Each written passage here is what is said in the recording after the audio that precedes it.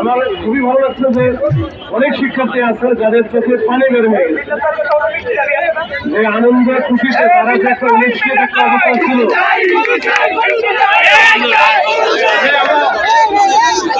মিষ্টি কোনো বিষয়ে বড়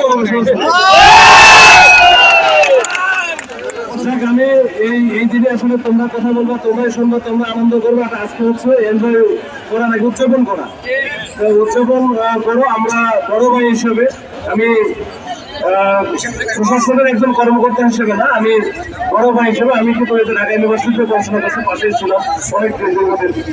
তো আমরা বড় ভাই হিসেবে যেটা তোমাদের সাথে একেবারে এই যে এই আনন্দটা ভাগাভাগি করে নেওয়ার জন্য এখানে আসা, অন্য কিছু না। সবাইকে আরেকবার অনেক অনেক অনেক শুভেচ্ছা, অভিনন্দন, এবং সবাই যেন ভালো করতে পারে, ভালো পড়াশোনা করতে পারে, বিশ্ববিদ্যালয়কে করতে পারে।